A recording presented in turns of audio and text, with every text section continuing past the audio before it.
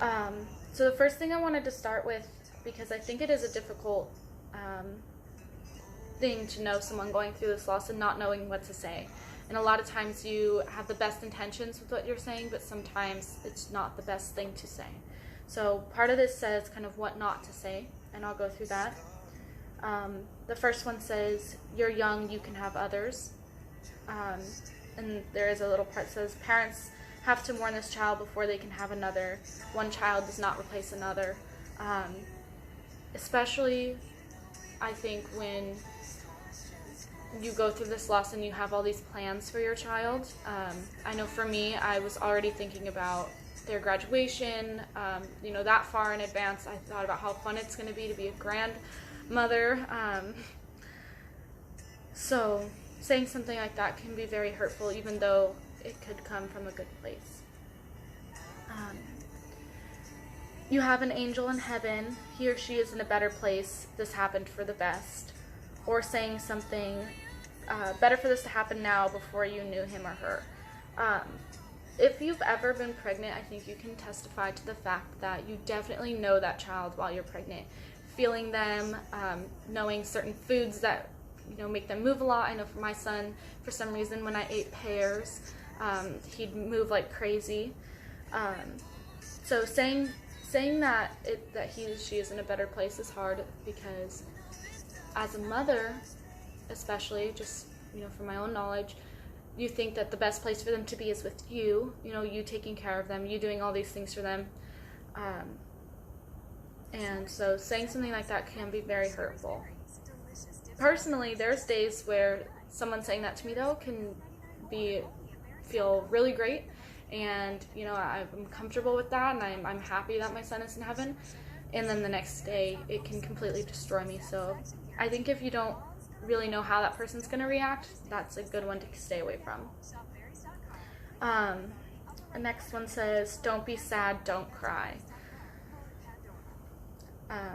There's just no way to tell someone not to be sad or not to cry through their loss. If anything, crying for me personally helps, and letting myself feel those emotions, facing those emotions, but also validating the parents' feelings, because they can't just decide how to feel, especially through a loss, because I don't think that I even all the time completely understand how or why I'm feeling a certain way. So that's a good one to avoid, definitely. Don't dwell on this, just put it behind you. I kind of talked about this in a previous video. This is not something you get over. This is something you live through and with for the rest of your life. And so telling someone something like that, again, is not validating their emotions. And I think it's a big deal to be validated through your loss. If you need anything, call me. And then there's a subtitle that says, the bereaved rarely reach out. State a specific time that you'll check in, and then do so. I definitely agree with this one. I mean, I was appreciative of people telling me, like, if you need to talk, you can message me. But even with some of my best friends, or even with my husband, sometimes it gets really hard to kind of state when you're going through something or you need to talk, because you don't know how their day's going. You don't want to ruin their day or make their day worse by bringing up your loss. And that but when people check in, that is really amazing. I have a sister. Actually, I have 9 sisters, but I have a few of them that I would say I wasn't as close with, or I was really close growing up, and then you get older and kind of live with your own lives. But I have a few of them that check in regularly, and that's been really incredible. And it just makes it easier, because if you're not having a good day and they kind of check in on that day, you're able to kind of connect with them and let that be said without having to reach out again, not knowing what kind of day they're going through. So as you go through it, it says, there's no right way to grieve, and I can attest that that's very true. There's such a different, it's such a different experience for everyone going through it. Some people, it doesn't hit them till later on. Some people have just for me personally, to someone who might be dealing with a stillbirth, we knew about our loss before it happened. We had time to kind of process the information before he was born. So when he was born, I was on top of him, over the moon, just in an amazing state of mind. I was so happy to have him, to hold him, see his face and things like that. But if you're going through a stillbirth, obviously you weren't prepared for that, and dealing with that in a way could be more, well, it's absolutely more difficult at the time than it was for me, because I did have that prior knowledge, and we kind of prepared ourselves as much as you can mentally for it. Not to say, and I do have trouble doing this, is comparing your losses.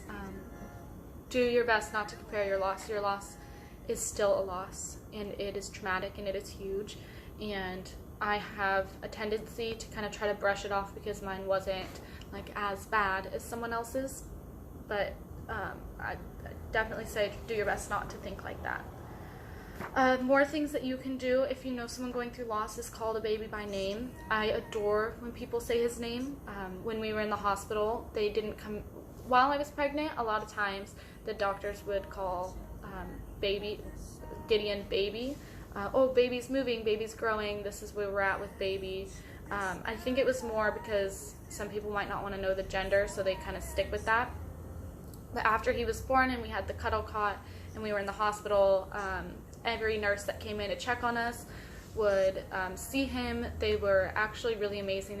They kept saying things like, oh, we heard he's just so handsome, we had to come see. And then they, as I said, would continue to say his name. They would just say, Gideon, how's Gideon, how are you doing today? Look how long Gideon is, look how beautiful he is, and things like that. Drive the parents home. I think that that's a really great one. If especially in this stance of stillbirth, if they don't kind of already have that set up and they let you know, that's a great thing to offer. My husband drove us home, but I know that if for some reason I was there by myself, I would have had no way would have been able to drive home. I was way too emotional when we left the hospital. This is a big one. Let the parents make their own decisions. I think that this one is big for grandparents of the child who has been lost. My mom and I actually discussed this. She wanted, and my dad and my stepmom actually, and my stepdad, all of them, offered to do anything that we needed for the funeral and memorial service. And they offered a lot, but and obviously it's coming from a good place. They don't want us to have to deal with it. But this is something that is so personal, and it's like one of the only things that we get to plan for our child, despite it being something so difficult. And so I know personally I wanted to do all of that. Now if they reach out to you and they ask for your help, then absolutely that's something you can do. I would just be careful not to take over, and to make sure that everything you're doing, like, they're okay with, as gently as you can.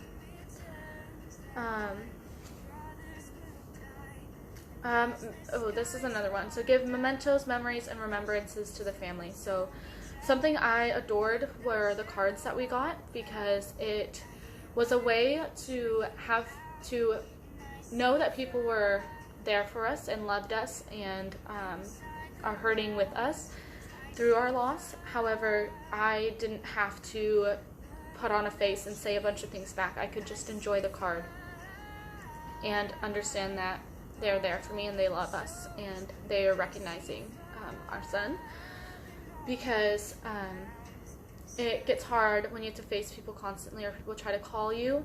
A really good friend of mine called me and I just could not answer because I couldn't handle having to talk to someone after it. However, I love that person, and if you know who you are, I still love you. But it does get really difficult to have to face people and put that energy forward, because I personally don't want to be bawling in front of someone, because I don't want to be told a bunch of things, like some of these things that are stated in here, because then I have to respond, or I have to deal with kind of their emotions coming at me too, and try to make them feel better, because I don't like people being upset around me, because I want to make them feel better. So that gets really difficult. I think kind of reaching out and remembering them as time goes on is a huge deal. I'm 6 months postpartum. I don't know if I've stated that already. So actually yesterday I became 6 months postpartum. And even now when people say things or they reach out, it really helps. And I know that down the road, or in a certain amount of years from now on his birthday, if someone mentioned his name, that would make me feel really good knowing that his memory still continued with them. And there's a few other things in here, but I'll go through that on another day. Something that I was given in the hospital that really helped afterwards was this weighted teddy bear. This was donated to me. It's pretty heavy. I think it's filled with like rice or something. It came with this the comfort cup. Gifts like these I think are really helpful. There's a constant ache in your arms, and I knew someone had said that to me beforehand, and when we were in the hospital, I didn't realize it was a physical ache. There's times that like my arms will actually ache not holding my baby, so something like this helps a lot. I sleep with it when I'm having really hard days, and for the first, I think, 2 months, I didn't go a night without sleeping with this. Sitting on the couch watching TV, I sat with this as well. I also got this in the package that I was given, so Rights of Parents. I want to read through these kind of quickly. However, I want to, because I do want to get through all of them. I think it's important to know that as parents you do have rights, and you have things that you are able to do and that you should be allowed to do and deserve to do. So I'm going to go through these. To be given the opportunity to see, hold, touch, bathe, and dress your baby at any time before and or after death. To have photographs taken of your baby. To be given as many mementos as possible. To name your child and bond with him or her. To observe cultural and religious practices. To be cared for by an empathetic staff. To be with each other. To be given time alone with your baby. To be informed on the grieving process. To be given the option of donating your baby's cartilage, tissue, and or organs for transplant. To request an autopsy or pathology exam and genetic testing. To have information presented in understandable terminology. To plan a farewell ritual, burial, or cremation. To receive information on support resources. We were given amazing opportunities to be able to bathe and dress our baby after he had passed. We personally did not donate him in any way or do an autopsy. We did, though, do genetic testing for him to see if him having bilateral renal agenesis was genetic.